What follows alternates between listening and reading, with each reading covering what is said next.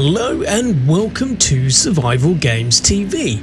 I'm Bear Grylls, and today's episode we're taking a look at survival horror game Miscreated.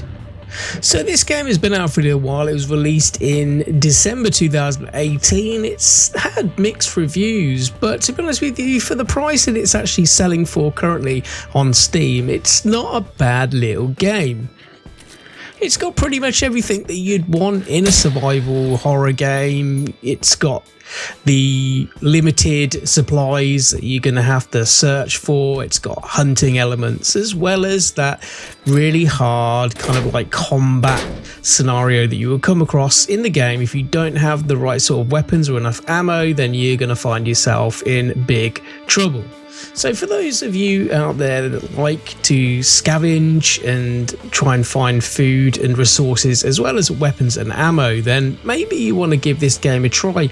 It does take things away a little bit from the usual survival games. So if you're getting a little bit kind of like, I don't know, fed up with the games that you're playing currently, you might want to give it a try. It's about 15 quid on the Steam store at the moment. And I think there's plenty of content in the game itself to be able to keep you busy. You've not only got the PvP servers, which is the survival with the added risk of other online players, but you've also got particular servers that will give you the PvE side of things as well. So if you just want to go out there and you want to build yourself a base and kind of just chill a little bit, go and do a little bit of hunting and gathering, then this game will give you that with the risk of the in-game monsters. Now there's quite a few different types of monsters in this, ranging from things like these dirty little cockroaches that almost remind me of something from Fallout, right down to these weird alien looking creatures. You've got like these big hawking type monsters that you want to stay clear of, as well as the generic kind of zombie type humanoid creatures like this guy here. Some of them have got sharp limbs on them, so they're like hands have disappeared and they've got like that sharp knife type thing on them. It's really odd and it does a fair bit of damage. Inventory management as well is something that you really do have to take care of. You can only carry a certain amount of items.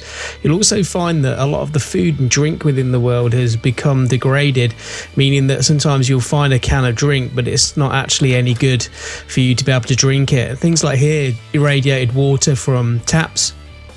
You can actually refill bottles and canteens and use water purifying tablets that you may find in the world, which means you're going to be able to make some of this irradiated water a little bit cleaner for you to be able to drink. There are things like anti-radiation pills and stuff like that in the game that you can find, and iodine pills, so you're able to withstand a little bit of radiation if you need to. But there's quite a lot of deeper survival elements in this game that it's quite easy to miss for people who have just scanned over the game or not really give it enough time. I found within the first few hours of me playing the game, I wasn't quite sure on it, to be honest with you, and it took me a while to kind of get into the game. And once I got into the game and I found myself a few weapons and kind of figured out how some of the mechanics worked, I really started enjoying it a little bit more.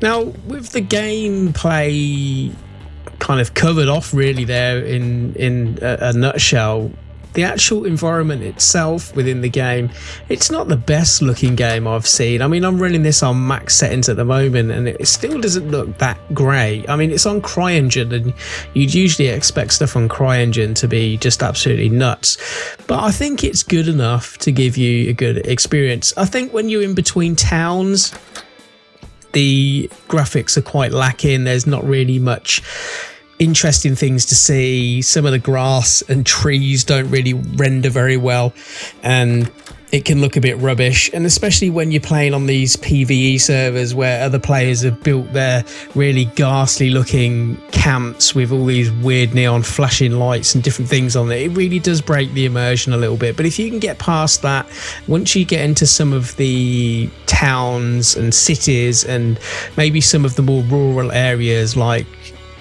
trailer parks or caravan parks, whatever you want to call them, some of the environment actually looks quite nice and it does work well, and some of the sound design is pretty good in places as well. So I think it offers a good little package in its own right. You know, like I said, it's been out for some time, but I know a lot of people may have missed this particular game. Some people would say it's maybe a hidden gem.